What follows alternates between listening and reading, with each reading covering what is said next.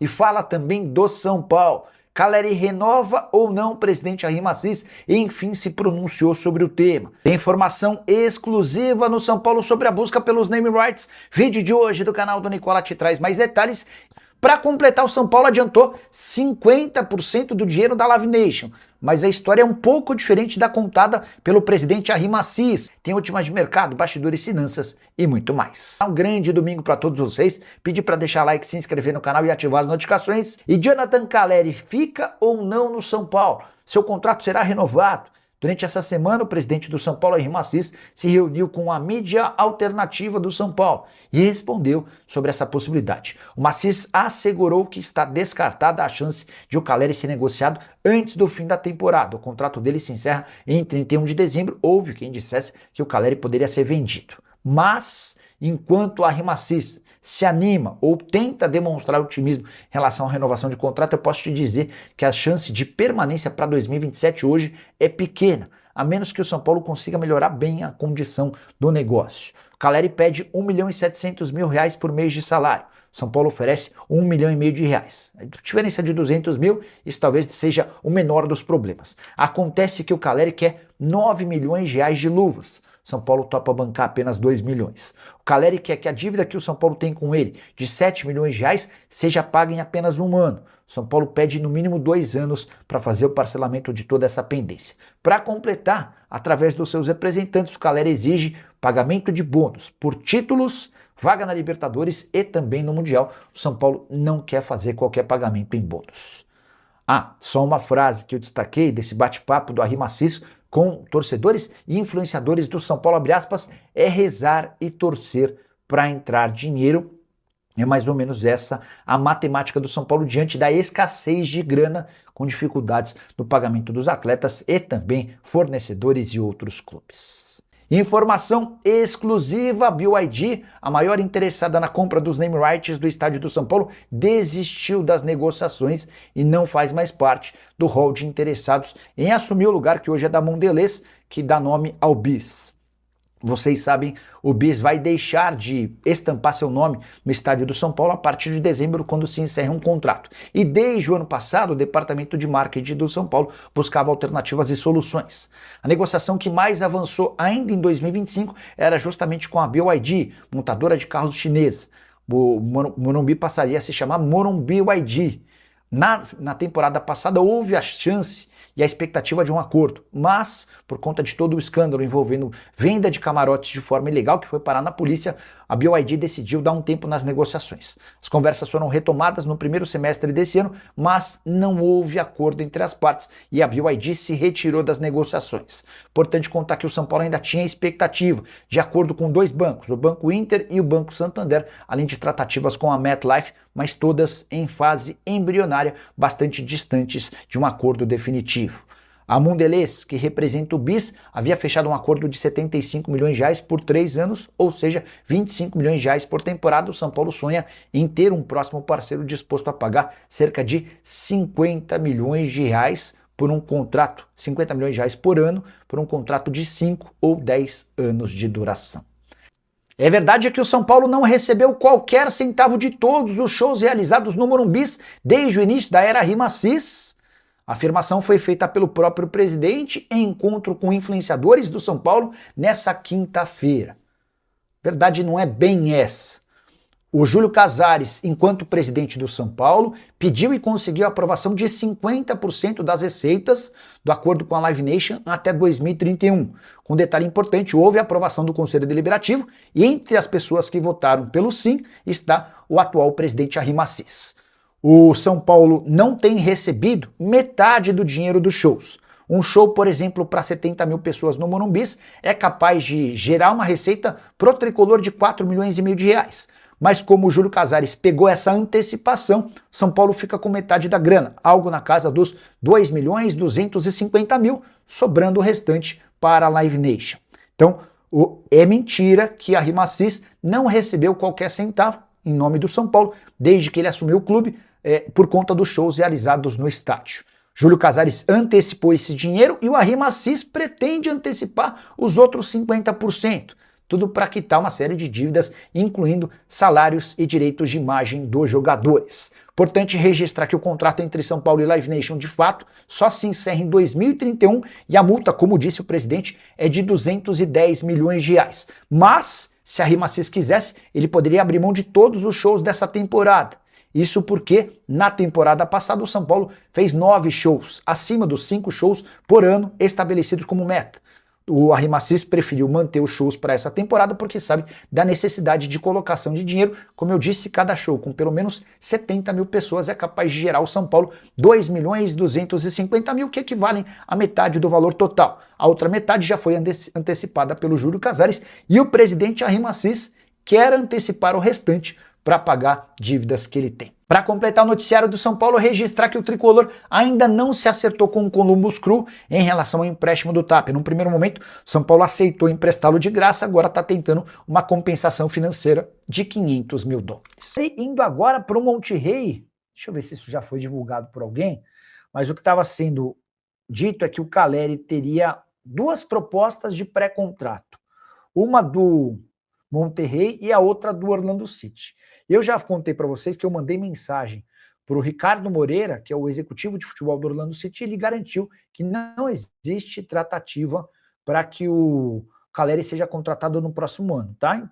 Também não sei se ele confirmaria, né? Porque é o tipo da coisa que pega mal, sou estranho. Mas, enfim, o Monterrey surge como uma outra alternativa, mas todo mundo estava dizendo que o Monterrey tinha a intenção de fechar com o Caleri um pré-contrato para que ele se mudasse para o futebol mexicano sem custos a partir da próxima temporada. Notícia de 12 de julho, Caleri, Rayados de Monterrey não chegou ao preço, enfim, tá. Eu vou até mandar mensagem para o pessoal do São Paulo, para ver se o pessoal do São Paulo tem alguma informação, tá? Mas também nem sei se Jonathan Caleri seria uma boa. Não, enfim. Foi mais fácil a gente perguntar, eu estava vendo só se alguém já tinha publicado alguma coisa para a gente tentar avançar. Deixa eu chamar essa pessoa aqui, que é muito próxima do presidente RIMACIS. Boa noite. Tudo na paz por aí? Passando para saber se tem alguma proposta pelo Caleri do Monterrey para o São Paulo. Tendo resposta por aqui, eu já conto para vocês. Beleza? Gilmar Lima. Boa noite, Nicola. Com essas contratações, o São Paulo ainda vai contratar? A tendência é que não, tá, Gilmar? São 4 reforços, um oficializado e anunciado, o Vitor Sá. O segundo assinado, o Newton já assinou o contrato até dezembro de 29. O terceiro, Domingos Duarte, que é esperado nas próximas horas em São Paulo para realizar exames médicos e assinar contrato. O quarto, Aurélio Buta, lateral direito, nascido em Angola, naturalizado português. Jogador que disputou as últimas 3 temporadas no futebol alemão. É bem verdade que não foram 3, né? Ele ficou emprestado por 6 meses na Dinamarca, onde foi mais reserva do que titular. Desses 4 reforços, cara, o único que eu acho que chega para ser titular absoluto é o Domingos Duarte, até porque o Alan Franco foi embora. Então o único que eu tenho certeza que vai ser titular é o Domingos Duarte. Eu acho que há uma possibilidade de o Vitor Sá ganhar a posição no decorrer do tempo e não estou nada otimista com o Newton e também com o Buta, tá? Por que eu acho que não chegam mais reforços? Tem muita gente pedindo contratação de zagueiro. O que eu ouvi do São Paulo é de que com a chegada do Buta, que é lateral, pode jogar como ponta, mas eventualmente como um falso zagueiro, e com o Domingos Duarte, o São Paulo entende estar bem para essa posição. O Jean Gomes quer saber se o São Paulo vai exercer a opção de compra do Arthur, e isso vai ficar mais para o fim do ano. O São Paulo quer entender como é que o Arthur se comporta. Se mantiver o atual nível de atuação, certamente o Arthur fica, tá? E o Arthur é o ponta direita titular do São Paulo, né? O Vitor Sá, que joga pela direita, teria que brigar com o Arthur. Ou então, eventualmente, jogar no outro lado. Vai vir mais alguém para o São Paulo? Pergunto eu de Santos. Não, a tendência é que esses 4 sejam os reforços do São Paulo para a janela da metade do ano. Falaram que o Rafinha teria uma reunião hoje às 17 horas com os empresários do Icardi. E aí teve mesmo? Já teria alguma resposta? Ô, Márcio, vamos lá. O Icardi ganhava lá na Turquia 3 milhões e meio de reais por mês. Tá? Vou repetir. O Icardi ganhava na Turquia 3 milhões e meio de reais mensais. Ele está buscando clubes no futebol mundial. com preferência na Europa. Ele tem uma proposta da Turquia, tem 3 propostas de outros países da Europa. O que eu posso contar para vocês é que ele vai ter de aceitar uma redução salarial, ele já não consegue mais 3 milhões e meio de reais por mês, até porque já tem 33 anos de idade. Mas, cara, na boa, o São Paulo não conseguiu chegar a 1 milhão e 700 mil reais por mês de salário para o Caleri. Vai pagar 3 milhões e meio de reais no Icardi, você acredita nisso? Olha o nível de reforços que o São Paulo está buscando. Enfim. E a informação que eu tenho é de que não há nenhuma chance dessa negociação acontecer. Se eu fosse São Paulino, eu não ficaria nem um pouco iludido com essa história, tá bom? Júlio César, boa noite, Nicole e o Danilo, como é que tá a situação? Sem novidades. Palmeiras prepara uma segunda oferta, aquela primeira de 20 milhões de euros mais o Naves já havia sido recusado. O Naves que, inclusive, virou reforço do Necaxa, operação de 3 milhões de dólares. Essa segunda proposta certamente vai ser melhor, talvez 25 milhões de euros sem inclusão de jogador, mas o Botafogo está batendo na tecla de que quer 30 milhões de euros, tá bom? O Kaique quer saber se o Buta tem chance de um negócio melhor. O Kaique, o Buta e o São Paulo se acertaram no meio da tarde dessa quarta-feira, contrato de 1 ano, prorrogável por mais 1. Agora faltam as questões burocráticas, há enorme otimismo de que o Buta pode ser anunciado muito em breve. Boa noite, Nicola, tudo bem? Vi uma notícia de que o Negrutti vai ser emprestado, procede. O Negrutti tem conversas com o Atlético para jogar a Série B do Brasileiro, o Atlético é time mineiro. A ideia é tentar dar mais minutos para ele, acho absolutamente pertinente. É um movimento parecido ao que o Palmeiras tenta com o Luiz Pacheco, que tem proposta do Juventude. E sobre o Luan vai rescindir contrato, São Paulo e Juventude São Paulo e Luan conversam. Para falar a verdade, o São Paulo tenta se livrar do Luan desde o ano passado. No começo desse ano, o São Paulo chegou a sugerir o Luan como contrapeso numa negociação que envolveria o lateral que foi contratado pelo São Paulo lá do Mirassol, o Lucas Amon. O Luan é que se recusou a jogar no Mirassol, tá? Só que o Luan já percebeu que não vai ter espaço com o Dorival, como não tinha com outros treinadores. Então, o que os caras estão discutindo é uma rescisão de contrato amigável para que o Luan busque um novo clube. Existe a possibilidade até de o São Paulo ficar com um percentual de uma venda futura. Sobre o Coronel, ele foi alvo de uma oferta da Major League Soccer, mas preferiu ficar no São Paulo, mesmo na condição de reserva. O Marcos Alves, Nicola, o São Paulo deve buscar um meia. Eu não acredito não, tá? Mas vou atrás também dessa informação. Eu tinha mandado mensagem, não sei se era ontem ou anteontem, para o Pedro Martins, que é o executivo de futebol do Lion, para perguntar sobre se o São Paulo era um dos interessados no Caleb. Eu mandei ontem, ele respondeu hoje. Não chegou nada aqui para o Caleb do São Paulo, tá? Só para contextualizar, o Caleb é alvo de uma proposta do Internacional. Tem uma negociação em andamento com o Internacional e também com o Clube dos Emirados Árabes Unidos. Ainda sobre o Lion, eu tinha perguntado em que pé estava a negociação do Tiquinho, negociação meio antiga, né? E aí ele respondeu ainda no mesmo status. O Moreira deixou boa impressão no Dorival. O Moreira acho que vai ser mais utilizado, tá? O Cédric perdeu espaço, o São Paulo está desesperado para negociá-lo, estava esperando por propostas de venda, elas não apareceram, agora o São Paulo já topa até negociar o Cédric por empréstimo, tá bom? Como é que anda a situação do Caleri no São Paulo? Herbert Silva sem novidades. O Caleri fez a pedida dele, 1 milhão e 700 mil por mês de salário, o São Paulo já meio.